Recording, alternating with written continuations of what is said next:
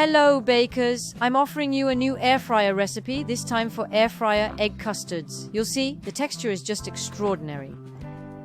I prepared my vanilla flavored egg custards. You must scrape one whole vanilla bean and put it into a saucepan along with some milk and cream.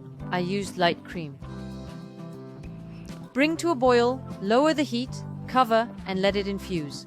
Longer infusion means more vanilla taste. Next, in a mixing bowl, you are going to whisk together the whole eggs with the sugar. And you will slowly incorporate the milk that you reheated before pouring it in. Little by little, while whisking. And if you like the recipe, as usual, I'm counting on you to like the video. Also, don't hesitate to subscribe to the channel. And if you want to receive notifications when I post a recipe, you have to click on the little bell.